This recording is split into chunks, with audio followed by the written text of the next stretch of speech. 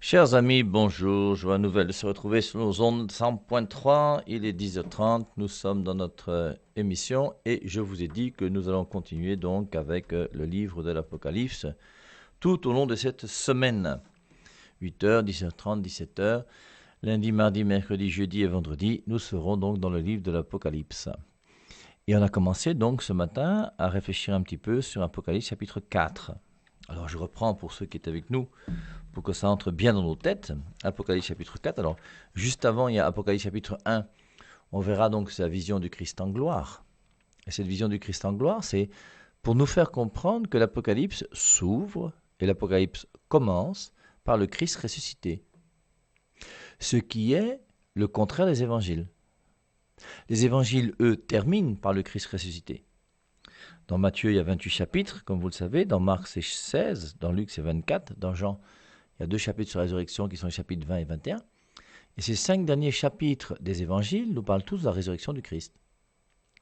L'évangile a été écrit pour nous montrer que le Christ est ressuscité. Et saint Paul dira dans 1 Corinthiens chapitre 15, le grand chapitre de saint Paul sur la résurrection, « Si le Christ n'est pas ressuscité, notre foi est vaine. » Et la résurrection du Christ montre par excellence que Jésus-Christ est bien celui qui est ce Dieu tout-puissant, qui est plus fort que la mort, qui est sorti vivant du tombeau. Et donc nous avons raison d'avoir la foi, puisqu'il l'a montré, il l'a manifesté, non seulement à travers ses miracles, ses prédications et tout le reste. Je vous rappelle que dans l'Ancien Testament, et les os d'Élisée ont ressuscité quelqu'un. Donc quand Jésus-Christ ressuscite quelqu'un, eh bien c'est conforme à ce qui s'est passé dans l'Ancien Testament. Même Élie a ressuscité le fils de la veuve de Sarepta dans le premier livre des rois au chapitre 17. Mais par contre, ressusciter entre les morts, ça c'est réservé à Jésus et à Jésus seul. Si le Christ n'est pas ressuscité, votre foi est vaine. Et tous les évangiles terminent en nous montrant que le Christ qui est mort et qu'on a mis au tombeau est sorti victorieux et vainqueur de son tombeau parce qu'il est vivant. Ne cherchez pas parmi les morts celui qui est vivant. Et donc la résurrection est quelque chose c'est la victoire de Jésus-Christ dans son combat qu'il a mené sur terre pour pouvoir sauver des hommes. La croix, il a assumé la mort et la souffrance, et sa victoire, c'est la résurrection. Et maintenant, le livre de l'Apocalypse, lui, commence par la résurrection. C'est pour ça que le livre de l'Apocalypse, c'est un livre de bonnes nouvelles. C'est la bonne nouvelle par excellence, c'est la meilleure de toutes les nouvelles qui soient. Je vous rappelle l'Apocalypse 1.1, révélation de Jésus-Christ. Et la révélation de Jésus-Christ, c'est nous montrer qu'il est victorieux. Il est vainqueur. Il est vainqueur, alors on verra, vainqueur du dragon rouge-feu, Satan qui est là, qui lutte contre la femme, dans l'Apocalypse chapitre 12. Satan qui donne ce pouvoir à la bête de la mer, à la bête de la terre. La bête de la mer, pour moi, c'est la franc-maçonnerie, la Rose-Croix et toutes ces choses. Il en est vainqueur. Il est vainqueur des faux prophètes, la troisième bête. Et il sera vainqueur donc de Babylone, puisqu'on essaiera d'étudier Babylone, qui est un petit peu compliqué d'ailleurs à comprendre, cette Babylone. Mais on essaiera d'étudier donc cette petite Babylone. Et on verra la chute de Babylone dans l'Apocalypse chapitre 17.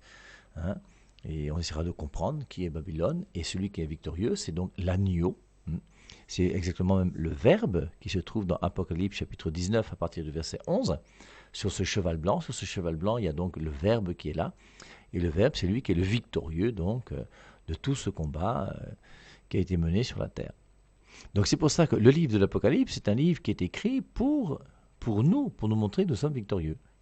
C'est un livre qui a été écrit pour ceux qui sont persécutés.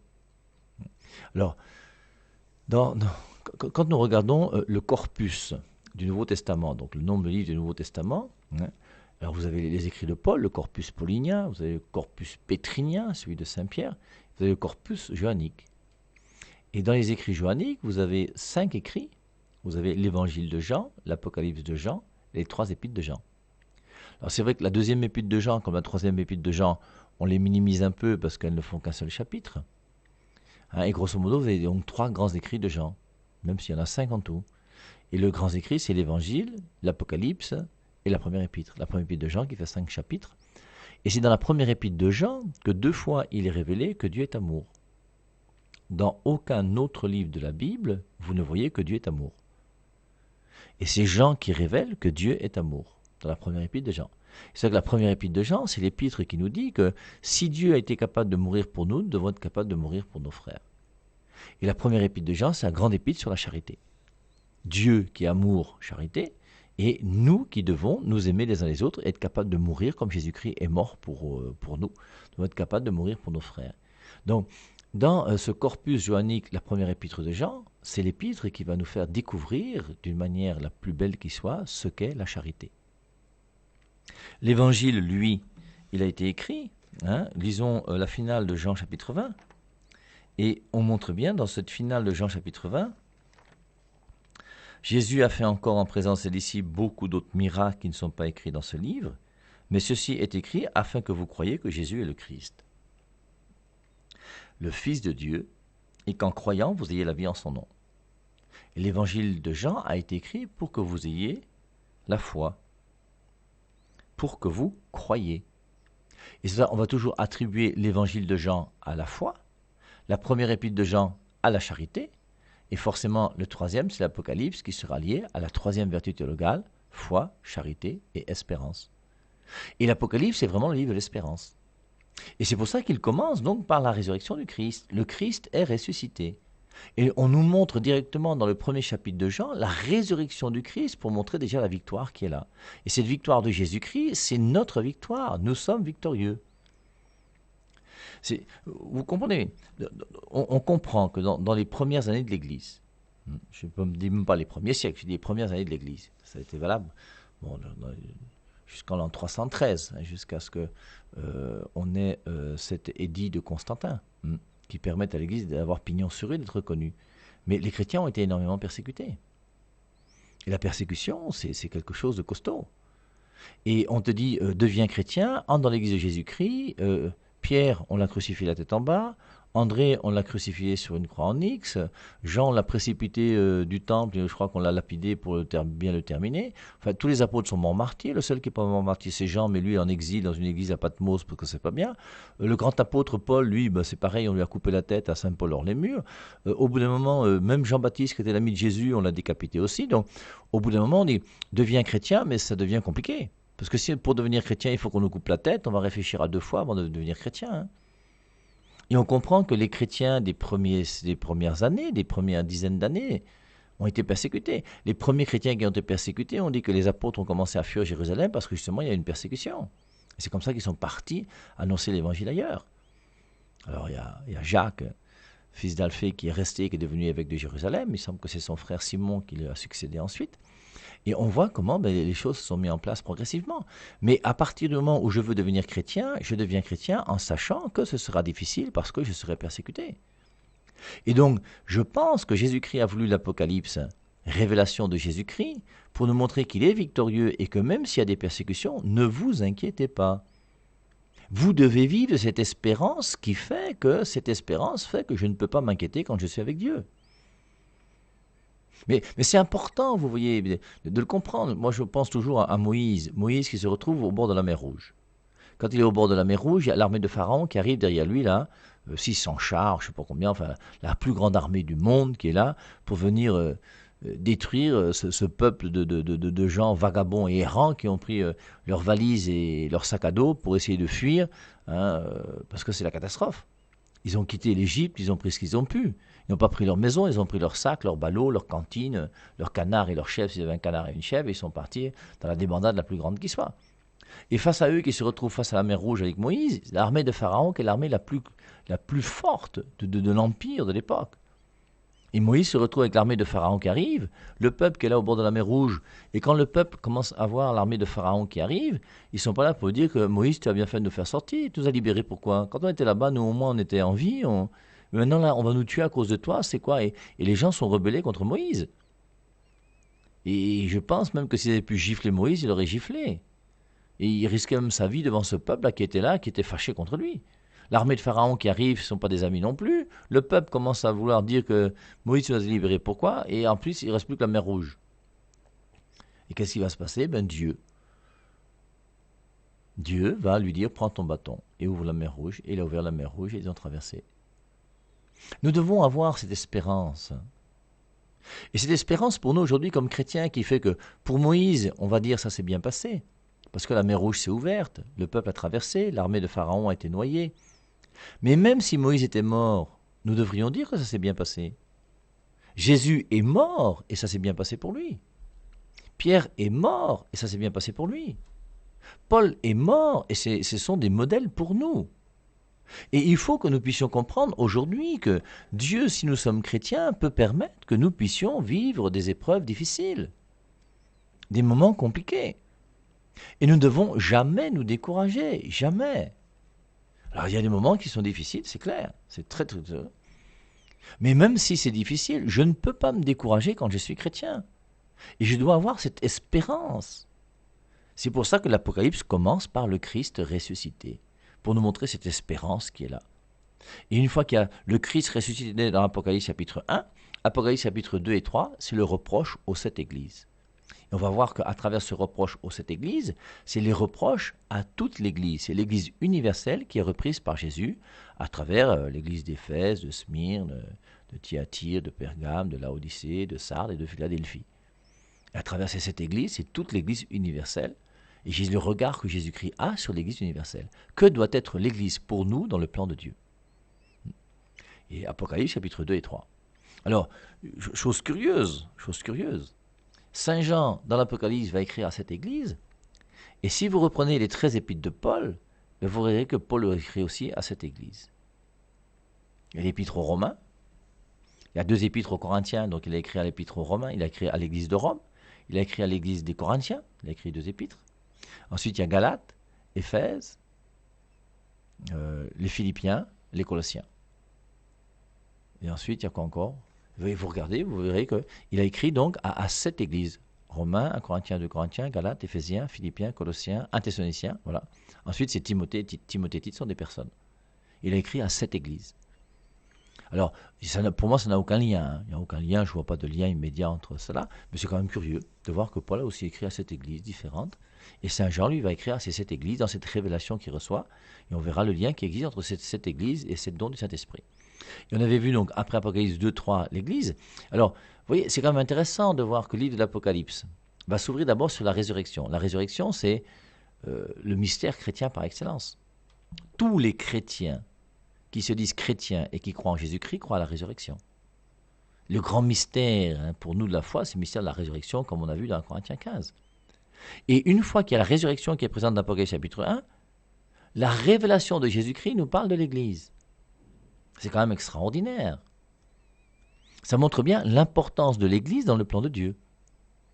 Ce qui montre bien que la résurrection, c'est le mystère central et ça va passer par l'Église. Et c'est par l'Église que sera donnée la révélation. Apocalypse chapitre 4, la vision qu'on a commencé à voir ce matin. Apocalypse chapitre 5, le livre scellé qui est donné à l'agneau. 6, l'ouverture des sceaux et tout le reste. Et cette révélation de Jésus-Christ nous est donnée par l'Église. Parce que c'est l'Église qui donne la parole de Dieu au monde. On ne s'en sort pas. Et quand on cherche à faire une véritable étude des Saintes Écritures, on n'a pas le choix. Et une fois de plus, j'en profite pour dénoncer cette grande hérésie, la hérésie chrétienne la plus dispensée dans le monde entier, qui est de faire croire aux gens que seule la Bible est la parole de Dieu. Ce n'est pas ce que dit la Bible, et ce n'est pas ce que dit l'Apocalypse. Et dans l'Apocalypse, il y a la résurrection, et juste après la résurrection, il y a l'Église. Et c'est ensuite, au chapitre 5, qu'il y aura le livre scellé qui sera donné. Donc Apocalypse 2, 3, le reproche à cette église. Apocalypse chapitre 4, ce qu'on a vu ce matin. Et nous continuons donc, je vous relis, pour que ça entre bien dans notre tête et qu'après cette première journée sur l'Apocalypse, on puisse avoir une bonne vision d'Apocalypse chapitre 4. Après cela, je regardais et voici une porte ouverte dans le ciel. Donc Saint Jean voit des choses que nous, on ne voit pas. Et maintenant qu'il voit ces choses, il nous les transmet. C'est une révélation. Cette révélation est donnée à Jean, et par Jean, elle nous est donnée à nous les hommes. Telle une trompette, la première voix que j'avais entendue me parler me dit « Monte ici et je te ferai voir ce qui doit arriver dans la suite. » Aussitôt, je fus ravi en esprit, et voici qu'il y avait un trône dans le ciel, et sur ce trône, quelqu'un était assis. Alors, on a vu ce matin que celui qui est assis sur le trône, c'est Dieu le Père. Et on verra dans Apocalypse chapitre 5 que c'est Dieu le Père qui donne le livre scellé à celui qui est son fils, qui est l'agneau. Donc, aussi je fus ravi en esprit, voici qu'il y avait un trône dans le ciel, sur ce trône quelqu'un était assis. Celui qui était assis avait l'aspect d'une pierre de jaspe et de sardoine. Alors, on ne peut pas le décrire. C'est pour ça qu'on le décrit uniquement avec des pierres. Dieu est indescriptible. Celui qui était assis avait l'aspect d'une pierre de jaspe et de sardoine, et le trône était environné d'un arc-en-ciel qui avait l'aspect de l'émeraude. Alors l'arc-en-ciel, je vous ai demandé de vérifier dans Genèse chapitre 6, avec Noé et le déluge. Et dans ce déluge, donc, 40 jours, il va pleuvoir, tout ça. Le monde va être détruit parce que Dieu est fâché avec ce peuple qui est devenu païen et méchant. Et à la fin, il va dire qu'il regrette d'avoir détruit l'humanité et que comme signe de l'alliance qui existe entre Dieu et les hommes, il met son arc dans le ciel. Et l'arc-en-ciel, c'est donc le signe de l'alliance entre Dieu et les hommes. Donc celui qui est assis sur le trône, c'est le Père, arc-en-ciel qui fait alliance, et il fait alliance avec qui? Autour du trône, il y avait 24 trônes, et sur ces trônes, 24 anciens, assis, vêtus de vêtements blancs, et sur leur tête des couronnes d'or. Alors, il fait alliance donc avec 24 vieillards. Et je vous ai dit ce matin, n'est-ce pas, que il n'y a que 2 religions révélées sur la terre, la religion juive et la religion chrétienne. Dieu a parlé à Abraham, Isaac, Moïse, il a parlé à travers David, les prophètes, tout ce que vous voulez. Il a parlé dans les derniers temps en son Fils, comme dit l'Épître aux Hébreux, chapitre 1, verset 1, où il est dit « Après avoir autrefois à plusieurs reprises et de plusieurs manières parlé à nos pères par les prophètes », donc Dieu a parlé aux prophètes, il a parlé à nos pères, Dieu a parlé dans l'Ancienne Alliance. Après avoir autrefois à plusieurs reprises et de plusieurs manières parlé à nos pères par les prophètes, Dieu nous a parlé par le Fils en ces jours qui sont les derniers. Et en ces jours qui sont les derniers, Nouvelle Alliance, Nouveau Testament, c'est Jésus-Christ lui-même qui vient et non plus des prophètes. Et Dieu continue son alliance avec Jésus-Christ. Il a commencé son alliance dans l'Ancien Testament avec les prophètes, et le prophète par excellence, c'est Jésus, qui est venu et qui a tout achevé. Jean chapitre 19, verset 30, si mes souvenirs sont bons, il dit bien, tout est achevé, tout est accompli, il n'y a plus rien à ajouter, tout est fini en Jésus-Christ. Autour du trône, il y avait 24 trônes, et ces trônes, 24 anciens, assis, vêtus de vêtements blancs, et sur leur tête des couronnes d'or. Du trône sortent des éclairs, des voix et des tonnerres. Alors, je vous avais dit ce matin, les éclairs, les voix et les tonnerres, on va retrouver ça dans l'Apocalypse, à différents moments. Et quand on va commencer à étudier un petit peu l'Apocalypse, on va voir qu'il y a un moment où il y aura l'introduction aux coupes, l'introduction aux sceaux, l'introduction aux trompettes. Et là, dans Apocalypse chapitre 4 et 5, nous sommes dans l'introduction aux sceaux. Les sceaux sont introduits par cette vision préparatrice dans laquelle on voit le plan de Dieu. C'est le plan de Dieu sur l'homme et sur la femme. C'est le plan de Dieu sur l'humanité. C'est le plan de Dieu qui va impliquer la présence de l'Esprit Saint, du Fils qui va devenir l'agneau qui va mourir pour nous, qui va ouvrir les sceaux. Et les sceaux, c'est la manière dont Dieu veut sanctifier les hommes. Il ne t'a pas demandé ton avis. Tu es sur terre, et maintenant que tu es sur terre, il ne t'a pas demandé ton avis. Mais lui, il a un plan pour toi. Et dans l'Apocalypse, on va nous montrer le plan de Dieu sur nous. Et le plan de Dieu sur nous, c'est ce qu'on appelle la prédestination. Dieu nous a prédestinés à devenir semblables à son Fils. Et pour devenir semblable à son Fils, il faut prendre des moyens. Et ces moyens sont les sceaux. Et les sceaux, c'est les moyens avec lesquels Dieu veut sanctifier les hommes. Voilà ce que je pense, moi, de Apocalypse chapitre 6, les sceaux. Et donc, l'introduction aux sceaux, c'est Apocalypse 4 et 5. Cette vision qu'on voit du trône céleste. Et puis, chapitre 5, on verra ensuite. Alors, du trône sortent des éclairs, des voix, des tonnerres. Donc, c'est l'Esprit Saint qui est présent. On a vu le Père, arc-en-ciel qui fait alliance. Ensuite, l'Esprit Saint est présent. Du trône sortent des éclairs, des voix, des tonnerres. Devant le trône brûlent 7 lampes ardentes qui sont les 7 esprits de Dieu. Voici la présence de l'Esprit Saint. Et l'Esprit Saint, il est présent selon 2 modes différents. Il y a la manière de faire à travers les éclairs, les voix, les tonnerres. Et je pense que c'est l'Esprit Saint en tant qu'il gouverne l'Église et qu'il dirige l'Église. On pourrait voir, par exemple, comment dans Actes chapitre 15, lorsqu'il y a le concile de Jérusalem, au concile de Jérusalem, l'Esprit Saint est présent. Et l'Esprit Saint est présent non pas seulement au concile de Jérusalem, mais il sera présent au concile de Nicée, au concile de Constantinople. Il y a tous les conciles jusqu'au concile Vatican II. Je trouve aberrant qu'on puisse trouver des hommes sur terre qui puissent accepter le concile de Jérusalem, acte 15, comme étant inspiré par Dieu, qui puissent reconnaître qu'au concile de Nicée et de Constantinople, l'Église avait raison, et qui, au bout d'un moment, disent que non, à partir de tel concile, l'Église a commencé à se tromper. Ce n'est pas l'Église qui se trompe, c'est toi, mon frère. Parce que l'Esprit Saint est plus fort que toi. Et à travers tous les conciles, l'Esprit Saint est présent. Les éclairs, les voix, les tonnerres. Je vous rappelle, dans Actes chapitre 15, je vais vous lire ce verset, pour moi très important, de Acte 15, qui est le verset 28. Et dans Acte 15, 28, il est dit, d'une manière claire et nette, « Car il a paru bon au Saint-Esprit et à nous de ne vous imposer d'autre charge que ce qui est indispensable. » Donc il y a eu une réunion avec tous les responsables de l'Église, ce qu'on appelle le concile. Et lorsque pendant ce concile, il y a cette réunion avec tous les responsables de l'Église, relisez Acte 15 en entier, eh bien, la conclusion du concile, il a paru bon au Saint-Esprit et à nous. Ce n'est pas uniquement les hommes qui décident lors d'un concile, l'Esprit Saint aussi est là et l'Esprit Saint décide. Et c'est pour ça que le concile, c'est scellé par Dieu lui-même. C'est pour ça que s'opposer à un concile, ce n'est pas très conforme aux Saintes Écritures. Et quand on comprend les Saintes Écritures, c'est difficile de s'opposer quand même à un concile de l'Église. Du trône sortent des éclairs, des voix et des tonnerres. L'Esprit Saint en tant qu'il dirige l'Église. On avait vu ce matin, Matthieu 28, 20, « Je suis avec vous chaque jour jusqu'à la fin du monde ». Jésus-Christ avec son Église jusqu'à la fin du monde. Détruisez-la, dites tout ce que vous voulez, engueulez-nous, nous avons des prêtres pédophiles, vous adorez la Vierge Marie, dites toutes les bêtises que vous voulez. Toujours est-il que c'est l'Église de Jésus-Christ, faites tout ce que vous voulez, elle sera toujours là. Pourquoi ? Je suis avec vous chaque jour jusqu'à la fin du monde. Et ce matin, il y a une personne qui a posé la question par rapport à Luc 22, 32. « J'ai prié pour toi, Pierre, afin que ta foi ne défaille pas, et quand tu seras revenu, raffermis tes frères. » Et Jésus-Christ a prié. Son Église ne peut pas défaillir. Et le responsable de l'Église, qui est le pape, Matthieu 10, 2, le premier Simon appelé Pierre, « Pierre, tu es Pierre, sur cette pierre, je bâtirai mon Église », Matthieu 16, 18.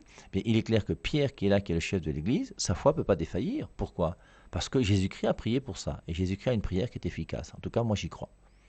Luc 22, 32, « J'ai prié pour toi, Pierre, afin que ta foi ne défaille pas, et quand tu seras revenu, raffermis tes frères. » Donc du trône sortent des éclairs, des voix, des tonnerres. Ça, c'est l'Esprit Saint en tant que, à travers les éclairs, les voix, les tonnerres, il dirige l'Église. Devant le trône brûlent 7 lampes ardentes qui sont les 7 esprits de Dieu. Ça, c'est l'Esprit Saint en tant qu'il se donne aux hommes. Je vous rappelle que nous sommes baptisés dans le Saint-Esprit. Matthieu 3, 11, « Moi, je vous baptise dans l'eau, dit Jean-Baptiste. Le baptême de Jean-Baptiste n'est pas le vrai baptême, c'est le baptême dans l'eau. Lui vous baptisera dans l'Esprit Saint. Nous sommes plongés dans l'Esprit Saint. Et quand nous sommes plongés dans l'Esprit Saint, l'Esprit Saint se donne nous. On a vu ce matin Isaïe chapitre 11. Un rejeton sortira de la souche de Jessé, une pousse se lèvera de ses racines. Sur lui reposera l'Esprit de Yahvé. Esprit de sagesse, d'intelligence, de conseil, de force, de connaissance, de crainte de Yahvé. Et on voit comment sur lui reposera l'Esprit Saint. Et l'Esprit Saint repose aussi sur nous aujourd'hui.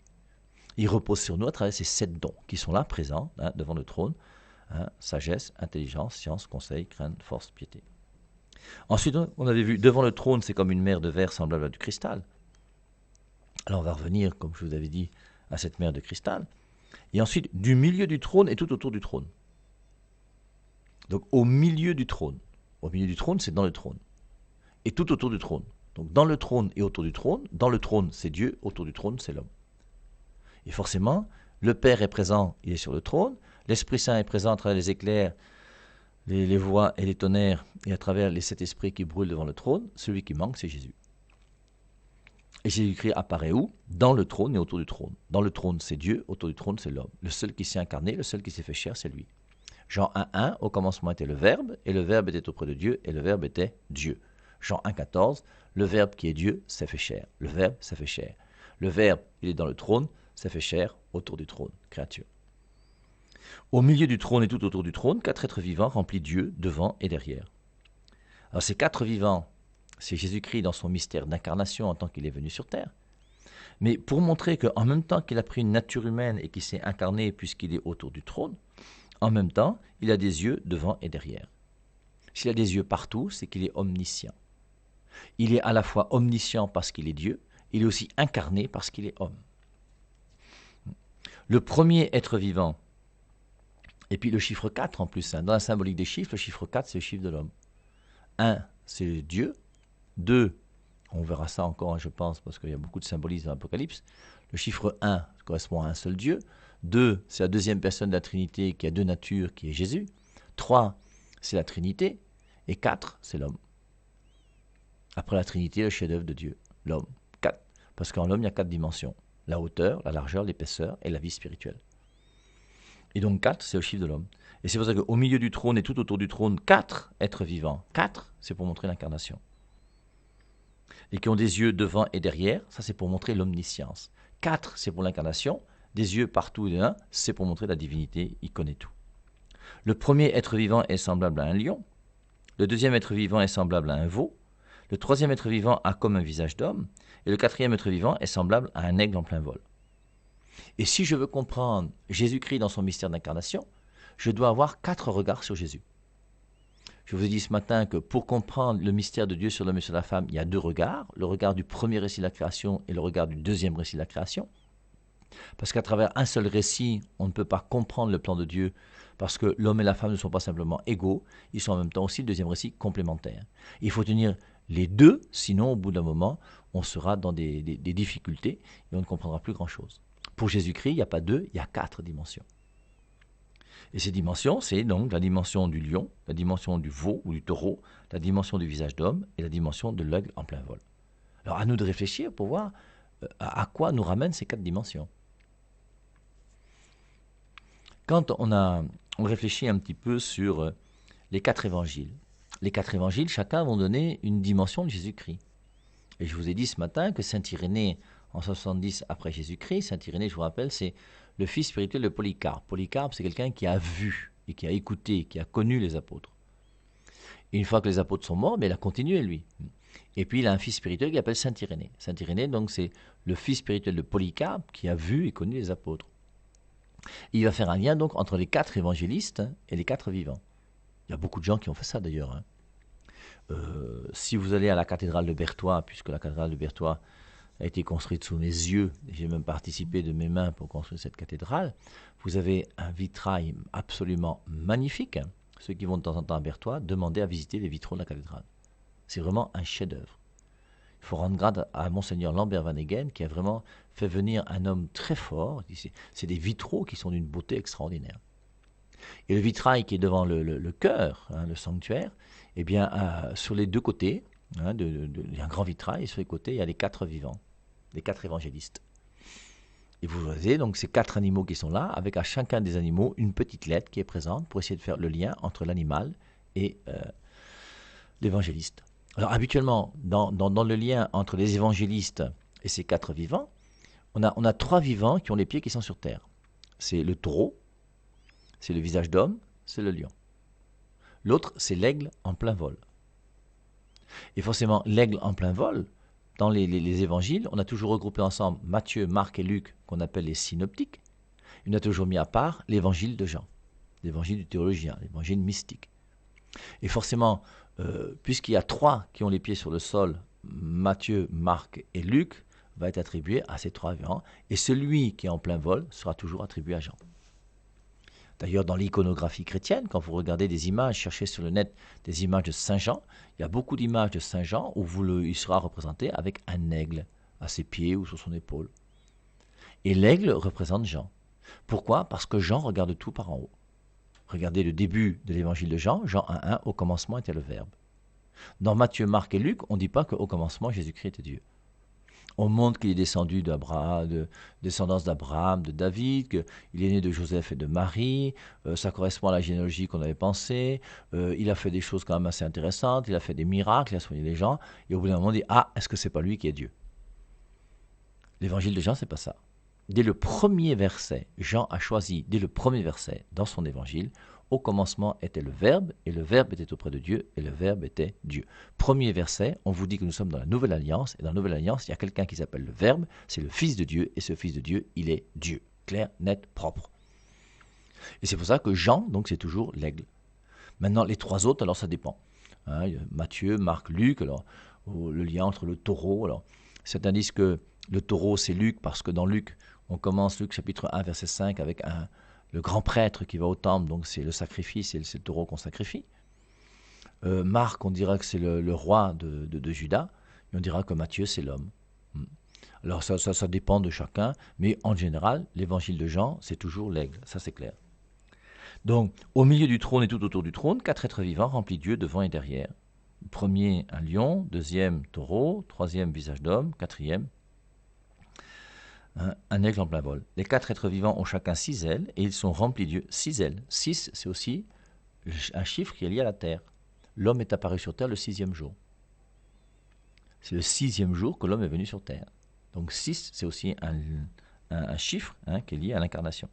Les 4 vivants ont chacun 6 ailes et ils sont remplis de Dieu tout autour et tout dedans. Et donc, tout en montrant qu'il y a l'incarnation, il y a toujours ce fait qu'il y a des yeux partout, il voit partout, il connaît tout, il est Dieu, il a la connaissance de tout.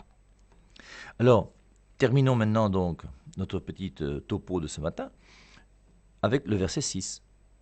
On a vu donc le trône, avec le Père qui est sur le trône, l'arc-en-ciel y fait alliance, les 12 tribus d'Israël, les 12 apôtres, c'est les 24 vieillards. Ensuite, on voit des éclairs, des voix, des tonnerres, et cet esprit, c'est l'Esprit Saint. Après l'Esprit Saint, il y a la mer de cristal. Après la mer de cristal, il y a le Christ dans son mystère d'incarnation. Les 4 vivants, c'est Jésus-Christ en tant qu'il est venu sur terre.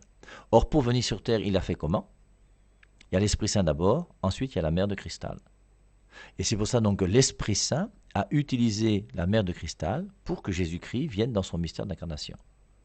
Et pour moi, la mer de cristal, c'est forcément donc la Vierge Marie, avec l'Annonciation, où l'Esprit Saint est venu voir la Vierge Marie. L'ange lui a annoncé, tu vas être enceinte, tu enfanteras un fils. Comment ça va se dire? L'Esprit Saint viendra sur toi. Et l'Esprit Saint a eu besoin de Marie, et Marie est présente pour moi ici dans Apocalypse chapitre 4, comme étant cette mère. Devant le trône, c'est comme une mer de verre semblable à du cristal.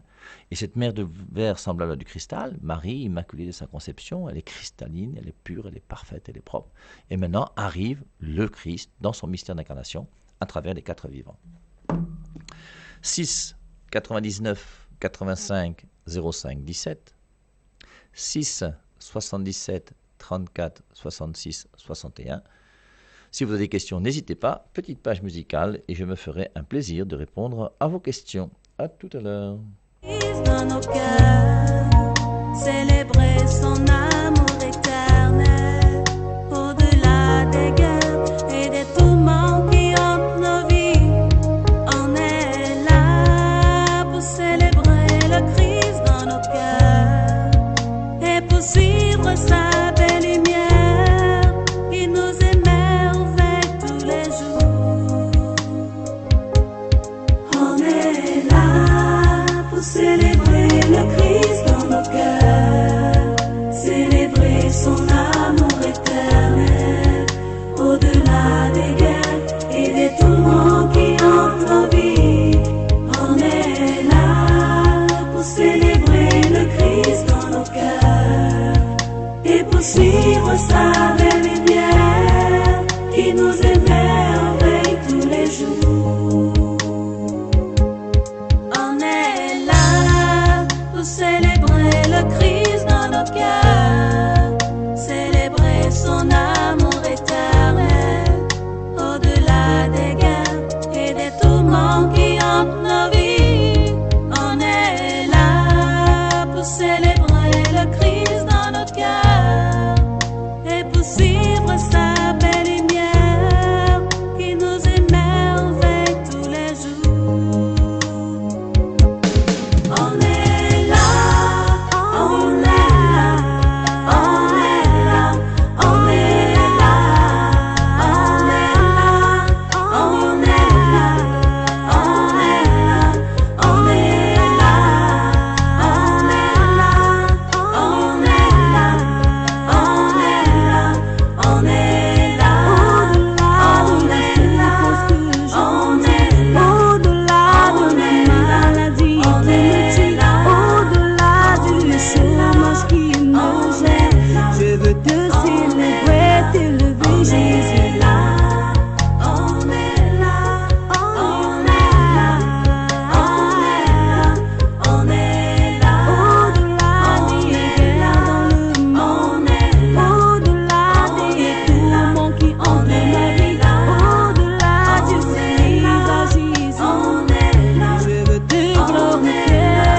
On est là, on est là, on est là, on est là, on est là, on est là, on est là, on est là, on est là. Chiapwa Yesu menenanda lion pa onunjungen di me chude li ona le zingshu me bunanda ba Yesu. Oh, When I am weak, you are my strength. When I am alone, you come to me. Jesus, I love you so much. Hey, daji. Me ye wongdang, le chewa yil me meji me shui. Do you wanna work? Do you wanna work? Do you wanna work? On est là, on est là,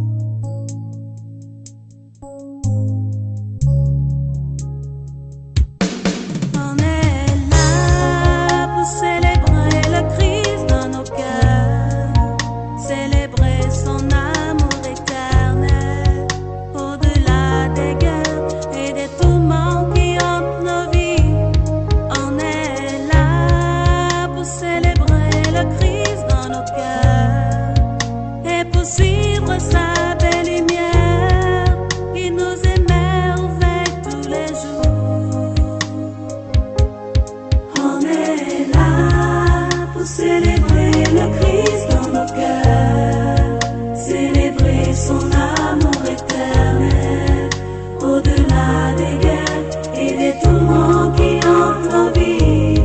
On est là pour célébrer le Christ dans nos cœurs et poursuivre sa belle lumière qui nous émerveille tous les jours.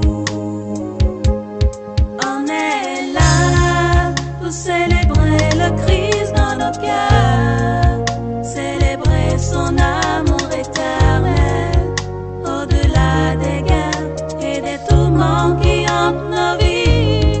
On est là pour célébrer le Christ dans notre cœur et poursuivre sa belle lumière qui nous émerveille tous les jours.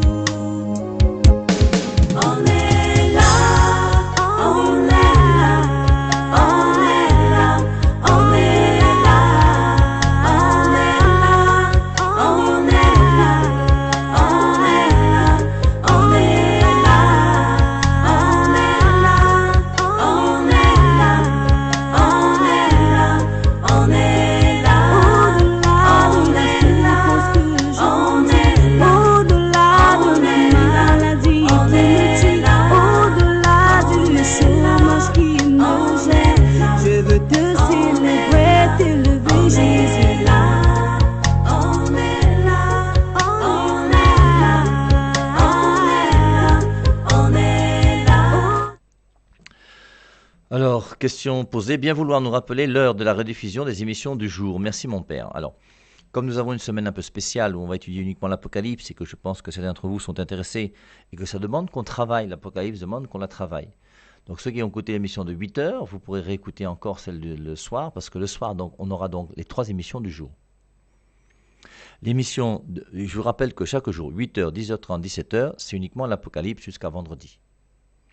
Donc l'émission de 8h, on va supprimer les questions et elle sera rediffusée ce soir à 19h. L'émission de 10h30 de ce matin, qu'on vient de faire là tout à l'heure, sera rediffusée donc ce soir à 20h et l'émission de 17h sera rediffusée à 21h. Comme ça, les 3 émissions de la journée seront retransmises le soir, toutes les 3, pour permettre à ceux qui veulent travailler l'Apocalypse de travailler l'Apocalypse. Est-ce une obligation pour un catholique d'avoir des représentations du Christ et de la Vierge Marie chez lui? Non, c'est pas une obligation. Tu peux très bien avoir aucune photo de ta femme, même si tu l'aimes. Tu n'es pas obligé d'avoir des photos de tes enfants pour leur montrer que tu les aimes. Mais nous avons besoin de signes sensibles, et les signes sensibles n'ont jamais été mauvais pour les hommes. Donc on conseille aux gens d'avoir une petite photo de celui qu'on aime, ou de celle qu'on aime, ou de son père, de sa mère, ça n'a jamais été mauvais. Beaucoup des petits frères des protestants croient que l'Apocalypse est écrit pour les catholiques qu'ils identifient à Babylone la Grande. On va vous montrer que c'est complètement faux. Il est clair que, au contraire même, l'Apocalypse, comme on commence à voir que l'Apocalypse au chapitre 1, c'est la vision du Christ en gloire, juste après la vision du Christ en gloire, c'est Apocalypse 2 et 3, le reproche à cette Église. Et c'est par l'Église, parce que quelque part, vous voyez, si vous voulez lire l'Apocalypse, il n'est pas nécessaire d'avoir Apocalypse 1, 2 et 3. C'est comme si Apocalypse 1, 2 et 3 sont une introduction qui n'est pas nécessaire au livre de l'Apocalypse. L'Apocalypse aurait pu commencer directement avec la vision de Jean qui voit dans le ciel le trône. Pourquoi est-ce que Jésus-Christ a voulu que dans sa vision, il y ait d'abord la résurrection et puis les 2 chapitres sur l'Église? Pour montrer l'importance de la résurrection et l'importance de l'Église. Et il faut montrer à ces gens des autres églises que forcément Babylone n'a rien à voir avec l'Église catholique, ce qu'on verra lorsqu'on va étudier un petit peu ces chapitres si on a le temps. Et en même temps que l'important c'est de comprendre, comme je vous le dis toujours, c'est que la parole de Dieu se trouve premièrement dans l'Église et non pas premièrement dans la Bible. Ça, c'est absolument capital à connaître. Il faut être capable de le justifier même devant tous nos frères les hommes. Bonjour Padré, Dieu est tout-puissant, pourquoi il n'extermine pas tout simplement le mal? Bien, parce que Dieu justement qui est tout-puissant a créé l'homme libre. La grande folie de Dieu, c'est la liberté de l'homme. La réalité qui s'oppose à la toute-puissance de Dieu, c'est notre liberté. Notre liberté, Dieu ne peut pas enfreindre notre liberté. Dieu nous aime trop. Et Dieu te laisse libre. Et comme tu es libre de l'aimer, mais tu es libre aussi de ne pas l'aimer.